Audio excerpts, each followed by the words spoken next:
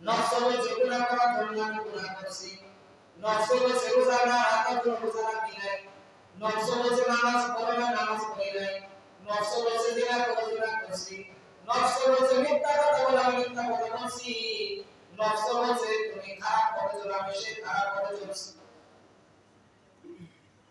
ওই নফস বলবে ফায়াকুলুল লাযীনা যালামু, ওই জালেম নফস বলবে রব্বানা ও আল্লাহ আখিরনা ইলা আজালিন করিব, ও আল্লাহ সামান্য সময়ের জন্য আমাদেরকে সুযোগ দেন, আখিরনা সামান্য সময়ের জন্য আজালিন করিব, সামান্য সময় আমাদেরকে সুযোগ দেন ও আল্লাহ,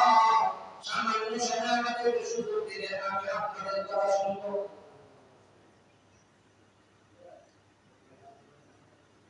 মৃত্যু হয়ে যাওয়ার পর যখন এই কথা বলবে রব্বানা আতিনা,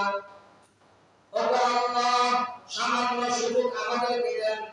সামান্য সুযোগ মানে ইলা আজালিন করিব, অল্প সময় সামান্য সময় আমাদেরকে দেন। কি করবেন আল্লাহ রাব্বুল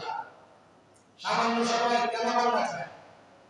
80 বছর হায়াত তোমার কেটেছে, 80 বছর হায়াত তোমার কাছে সামান্য হয় নাই, 70 বছর হায়াত তোমাকে বলনা দিলাম, 70 বছর হায়াত তোমার কাছে সামান্য হয়েছে, 105 বছর তোমার হায়াত দিয়েছি, 105 বছর সময় তোমার হয় নাই,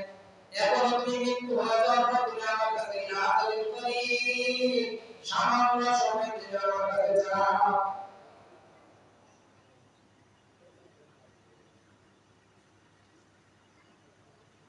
বান্দা যখন সামান্য সময় ধরে বলবে,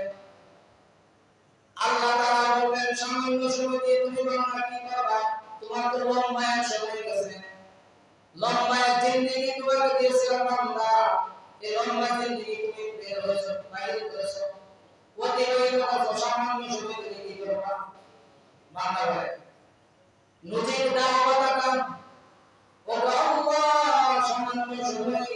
এই সামান্য সময়ের মধ্যে যদি আপনি আমাকে ডাকতেন বুঝি আপনার ডাকে আমি সাড়া দিব। 80 বছর হায়াত দিছে, 80 বছর হায়াত বলে আল্লাহকে ডাকেন,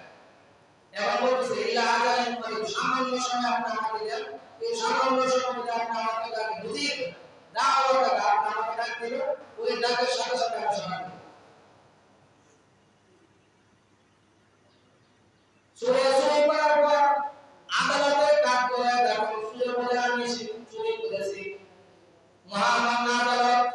আমি চুরি করেছি আমি স্বীকার করেছি, আমাকে সামান্য সময়ের জন্য ছেড়ে দেন, এখান থেকে বের হওয়ার পর আর কোনোদিন চুরি করবো না, এখান থেকে বের হওয়ার পর